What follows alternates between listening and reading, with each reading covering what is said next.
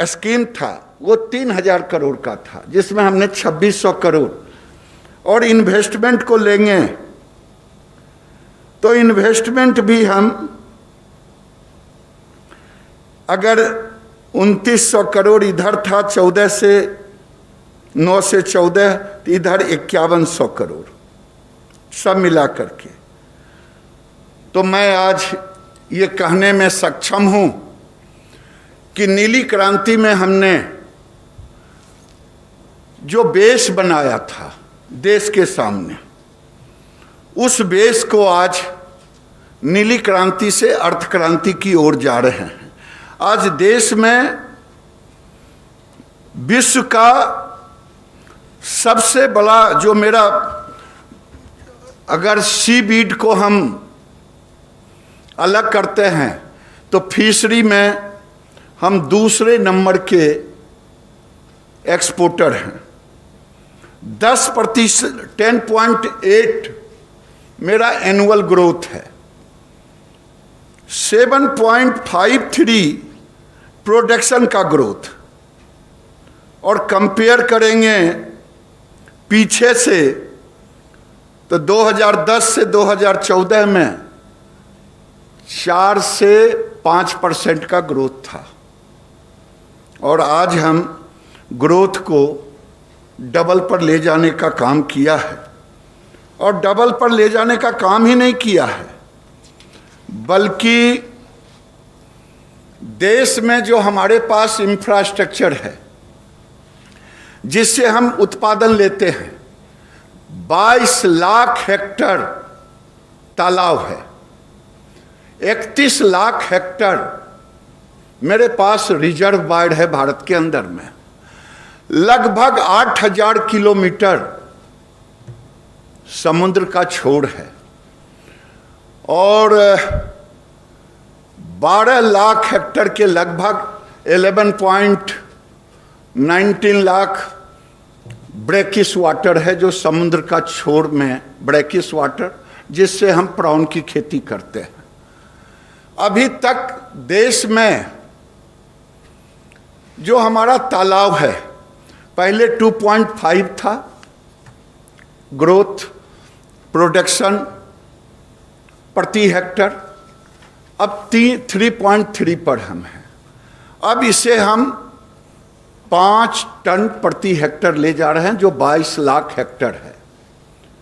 उसी तरह जो हमारा रिजर्वायर है, रिजर्वायर 31 लाख हेक्टर, उसका प्रोडक्शन 120 किलो है। हमने तय किया है कि उसमें टेक्नोलॉजी को हम लेंगे, टेक्नोलॉजी में केज कल्चर को। और जब मैं अपने सचिव और अधिकारियों के साथ, मित्रों के साथ बैठा था, तो 1 हेक्टर में हम 200 केज को, और जिससे आप एवरेज 4 टन, तो हम 120 केजी से उठा करके वहाँ तक ले जाने का 8000 केजी तक का है। हम उसमें पहले देखेंगे कि 15 से 20 मीटर पानी जिस जिस रिजर्वायर में है उसको फर्स्ट फेज में करेंगे, धीरे धीरे उसको बढ़ाएंगे। हमने इस बार सबसे बड़ा भारत के अंदर में जो एक कमिटी है जो एसेस करता है कि समुद्र में 5 साल में कितना आप मछली मार सकते हैं, सस्टेनेबल फिशिंग कैचिंग कर सकते हैं, उसने कहा है 2024 तक हम 53 लाख यानी 5.3 मिलियन टन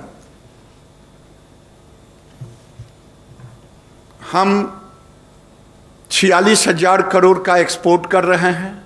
उसे सीधे बढ़ा करके 1 करोड़ तक ले जाना है। अभी अभी उड़ीसा और बंगाल में तूफान आया, हम टेक्नोलॉजी को ला रहे हैं। जो हम 20,000 करोड़ की बात कह रहे हैं, ये 20,000 करोड़ को 2 भागों में बांटा है, आप लोगों ने देखा होगा। 11,000 करोड़ प्रोडक्शन, प्रमोशन और 9,000 करोड़ केवल इंफ्रास्ट्रक्चर पर रखा है। इंफ्रास्ट्रक्चर में कोल्ड चेन से, प्रोसेसिंग से लेकर के डीप सी वेसल, अभी जो हमारे पास नाव हैं वो 3 तरह के हैं। एक इंडिजिनस है, जो बेचारे 1-2 आदमी जाके सवेरे गए शाम में लौट आते हैं। दूसरा मोटराइज है, जो उसको कन्वर्ट किया है। तीसरा डीप सी वेसल, जो 15 मीटर से 25 मीटर तक है। रिस्क है, हम उस रिस्क को के साथ भी टेक्नोलॉजी को जोड़ने का प्लानिंग किया है, नेविगेशन से लेकर के। और ये भी किया है कि अभी तमिलनाडु सरकार को हमने 300 डीप सी वेसल दी है, लेकिन उसका भी एक क्लस्टर हम बनाएंगे। उसमें एक फैक्ट्री वेसल, जैसे अभी 10 से 12 दिन रह पाते हैं जब जाते हैं समुद्र में, तो जो वहाँ से पोस्ट हार्वेस्ट होता है 20 से 25% लॉस होता है। जब ये फैक्ट्री वेसल होगा तो वो लॉस भी कमेगा, 12 दिन के बदले 15 दिन 18 दिन तक वो, क्योंकि ये जो फैक्ट्री वेसल होगा इसमें तेल भी होगा, अन्य चीज होगा, जो उनके तेल कमेंगे, तो फैक्ट्री वेसल भी एक क्लस्टर रूप में रहेगा कितने बोट पर। तो हम टेक्नोलॉजी का भी सहारा ले रहे हैं, लेकिन हम दूसरे तरफ मछुआरों में जो रिस्क है वो रिस्क है कि जब समुद्र में जाते हैं मछली देखते देखते उन्हें पता नहीं चलता है कहाँ मछली है। ये इन्फॉर्मेशन भी हम देंगे टेक्नोलॉजी से कि आप उधर नहीं इधर जाएं, मछली वहाँ मिलेगा। कभी कभी टेक्नोलॉजी इन्फॉर्मेशन के अभाव में 200 माइल से बढ़ जाते हैं, जिसके कारण कभी पाकिस्तान के जेलों में, कभी लंका के जेलों में, कहीं अन्य जगह। तो हम उसके कारण उन्हें टेक्नोलॉजी भी दे रहे हैं, तूफान, और इनसे हम 25% हमने तय किया है केज कल्चर करेंगे समुद्र के अंदर। अभी जो केज कल्चर हमने ट्रायल में की है उसका रिपोर्ट इतना अच्छा आया है कि जो कैच फीस का एवरेज रेट 80-100 से लेके 150 रुपये तक बहुत हाई रहा, तो 200 गया। ये केज में जिसको हम एक्सपोर्ट करेंगे तो क्वालिटी फीस होगा मिनिमम 300 रुपये केजी। तो हम रिस्क को भी समुद्र में कम कर रहे हैं। दूसरे तरफ जो ब्रैकिश वाटर में हम प्राउन को उपज करते हैं, अभी 1.4 लाख हेक्टर मैक्सिमम है 3-4, जिसको हम ले जाएंगे 2 लाख हेक्टर तक। लेकिन एक अच्छी बात आपके सामने रखना चाह रहे हैं कि अभी तक भारत में जो एक्सपोर्ट का हब है वो समुद्र और समुद्र से जुड़े हुए खारे जलों के प्रोडक्ट को, हम उत्तर भारत को भी एक एक्सपोर्ट हब बनाएंगे। उसमें पहला हम पंजाब, हरियाणा, राजस्थान, पश्चिम उत्तर प्रदेश के उन भागों को जो लगभग 2.25 लाख हेक्टर जमीन है जो सलाइन वाटर है, इसमें हम एक तरफ प्राउन को बढ़ावा देंगे, दूसरे तरफ उस स्पेसीज को बढ़ावा देंगे जो स्पेसीज हम एक्सपोर्ट कर सकें। सीबास, तिलेपिया, पेंगेसियस, यानी हम दक्षिण और उत्तर, अभी तक एक्सपोर्ट का हब दक्षिण था, अब उत्तर भारत भी एक्सपोर्ट का हब होगा। हमें कई चुनौतियां हैं, उन चुनौतियों का सामना, क्योंकि हम टोटल उम्मीद कर रहे हैं कि 20,000 करोड़ ये और 25 से 30,000 करोड़ और हम इन्वेस्ट करेंगे, यानी 50,000 करोड़ फिशरी के सेक्टर में 13,500 करोड़ हम वर्ल्ड बैंक से लगभग मैच्योर्ड हो गया है। उसी तरह से 7,500-8,000 करोड़ हमारा फिशरी इंफ्रास्ट्रक्चर डेवलपमेंट फंड है।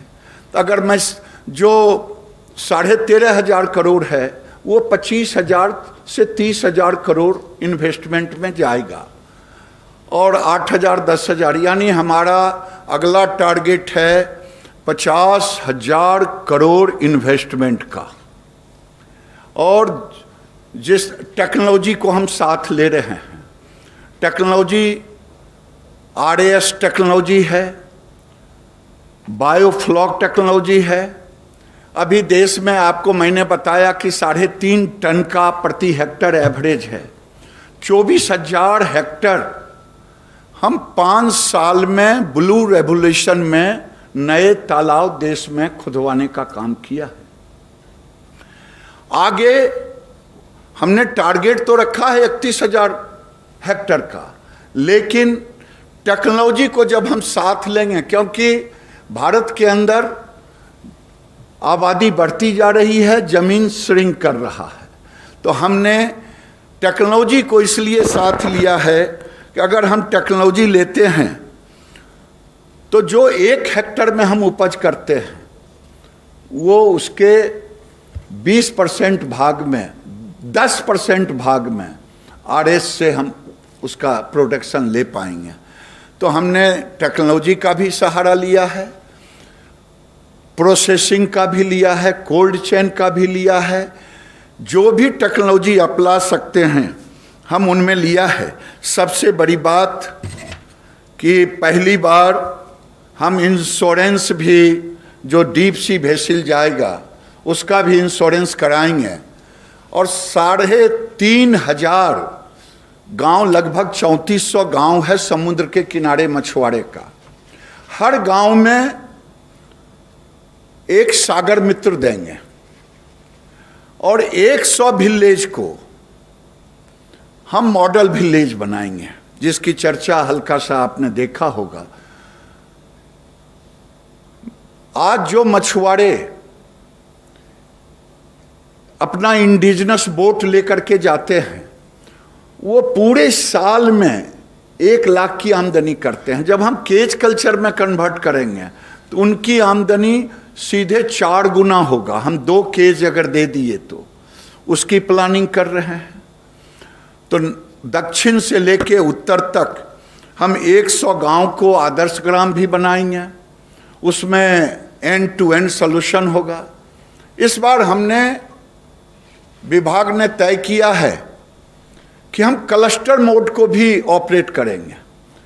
क्लस्टर एक्वाकल्चर में भी होगा, क्लस्टर फिशरी में भी होगा। लोग पोस्ट हार्वेस्ट को जो हमारा खराब होता था, लॉस होता था, तो जो लैंडिंग सेंटर और हार्बर होते हैं उसको हम कोल्ड चेन से जोड़ेंगे।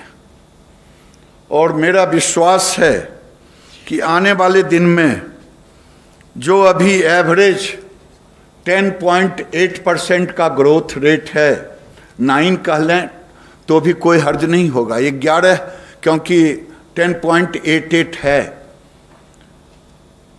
आने वाले दिनों में जो हम 2 चैनल जो खोला है ऑर्नामेंटल फिश को, वो हम सेल्फ हेल्प ग्रुप से जोड़ करके रोजगार से जोड़ेंगे, दक्षिण और उत्तर दोनों में।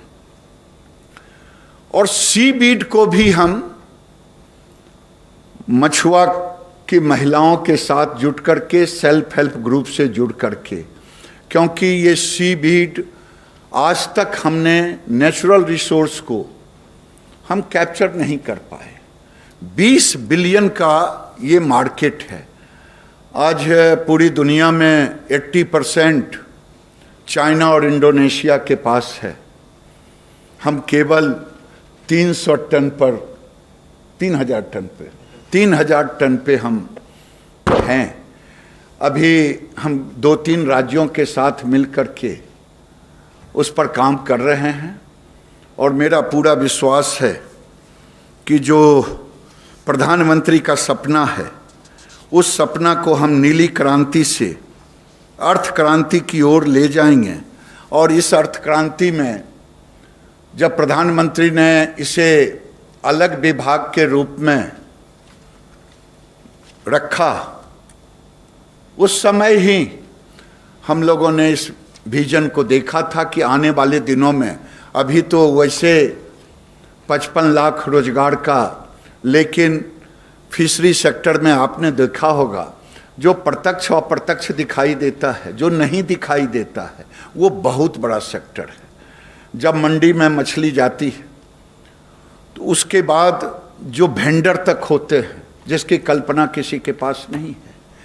जब प्रोसेसिंग के लिए प्रोसेसिंग तक आता है तो केवल प्रोसेसिंग यूनिट के लेबर को ही हम देख पाते हैं, लेकिन उसके पीछे को नहीं देख पाते हैं। उसको वहाँ से लेकर के सीपीआर तक पहुँचाना एक्सपोर्ट के लिए, उसको हम नहीं देखते हैं। उसको रेडी टू ईट तक हम नहीं देखते हैं। तो ये अप्रत्यक्ष में अभी देश के अंदर में डेटा, अभी जब हम पूरे राज्य को कहा कि साहब हम डीबीटी करेंगे, हर चीज़ जो स्कीम देंगे आपको, वो भी किसानों के साथ, मछुआरों के साथ, जो भी बेनिफिट रहेगा। अब जो आ रहा है डेटा, पहले 2.5 करोड़ के लगभग में था, अब हर दिन हर स्टेट, हमने कहा सबका रजिस्ट्रेशन करें, 4 करोड़ से ऊपर डेटा आ चुके हैं। कभी इस पर काम नहीं हुआ था कि पूरे देश में दक्षिण से लेकर उत्तर तक जो मछुआ समाज हैं, वो बहुत बड़ा समाज है। तो हम आपके सामने मोटा मोटी रखने का काम किया है। जो कि पुस्तक दी जाएगी आपको, या दिया गया होगा, दी जाएगी, उसमें डिटेल है। जिनको जो पूछने की इच्छा होगी वो पूछेंगे। उसके पहले हमारे दोनों सहयोगी अगर कुछ रखना चाहते हैं तो वो रखेंगे। महाराज जी।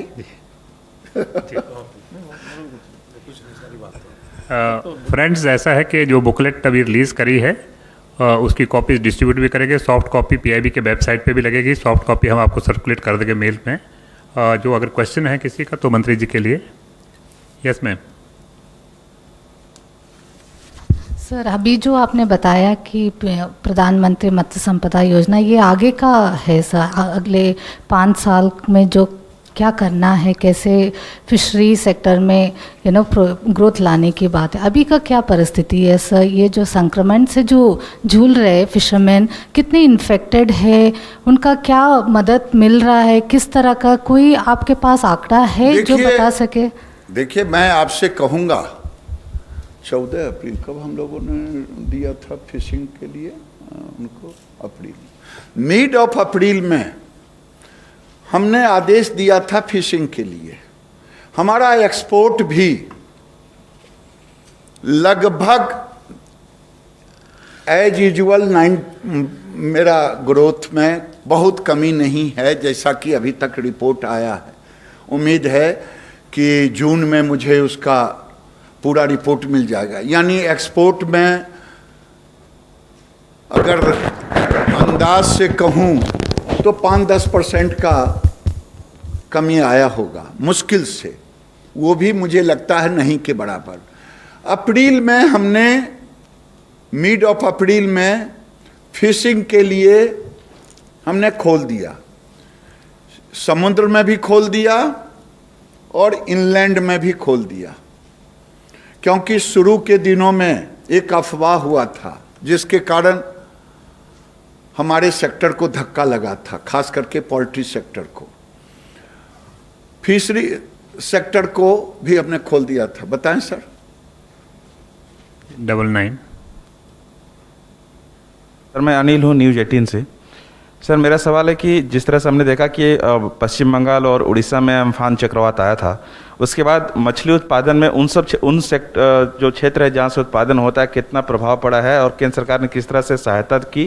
और दूसरा सवाल यह है सर कि जिस तरह से अभी आपने कहा कि पंजाब, हरियाणा, राजस्थान, पश्चिम उत्तर प्रदेश में जो भी संभावनाएं तलाशी जा रही है, खास करके प्रॉन और दूसरे सी फूड्स को लेकर के, तो क्या जैसे बिहार है, उड़ीसा है, पश्चिम बंगाल में है, जहाँ ऑलरेडी बहुत सारे तालाब हैं, वहाँ भी इसको आगे ले जाया जाएगा? देखिए, दो सवाल आपके हैं। एक तो उड़ीसा और बंगाल में आए हुए तूफान से हमने एक अपने सिस्टम से जो मेरा नोडल स्टेट होता है, स्टेट से हमने कहा है कि एसेस करके मुझे बताओ।